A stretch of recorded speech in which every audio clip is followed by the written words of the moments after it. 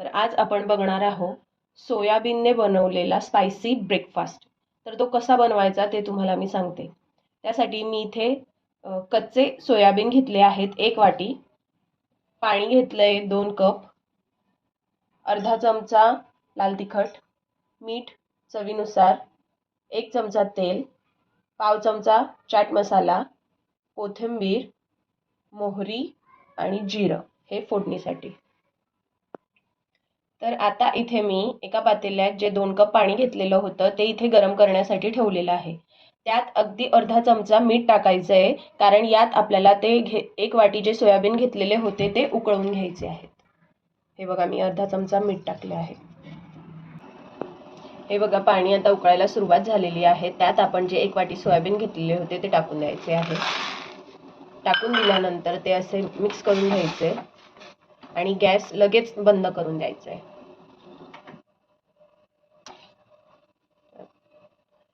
आता हे टाकलेले सोयाबीन 2 मिनिटांसाठी ह्या गरम पाण्यातच राहू द्यायचे आहे।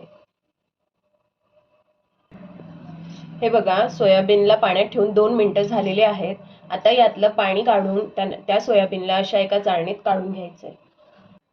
सोयाबीन चाळणीत काढल्यानंतर त्यांना 5 मिनिटांसाठी थंड होऊ द्यायचं आहे। सोयाबीनला बाहेर काढून 5 मिनिटं झालेले आहेत। आता त्याला असं दाबून दाबून त्यातलं सगळं पाणी काढून घ्यायचं आहे।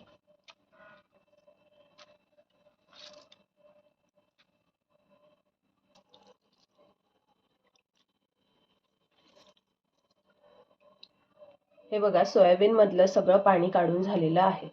आता आपण काय करायचं, गॅसवर कढई तापत ठेवायची। पण त्यात जे आपण 1 चमचा तेल घेतलेलं होतं ते टाकायचं।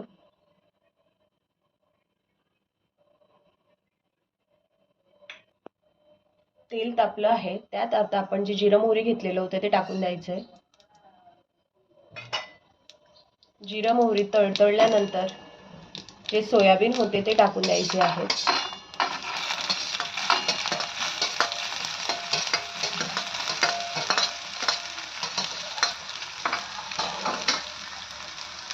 सोयाबीन टाकल्यानंतर जे आपण अर्धा चमचा लाल तिखट घेतलेलं होतं ते टाकायचंय। त्यानंतर चाट मसाला आणि चवीनुसार मीठ। लक्षात ठेवा आपण जेव्हा सोयाबीन उकळवले होते तेव्हा अर्धा चमचा मीठ घातलेलं होतं, त्यामुळे आता चवीनुसारच मीठ टाका आणि हे सगळं एकत्र करून घ्यायचं।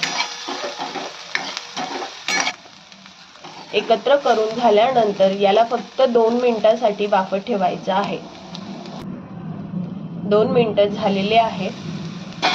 त्यावर कोथिंबीर टाकायची आणि आता आपली सोयाबीन स्पायसी रेडी आहे ब्रेकफास्टसाठी।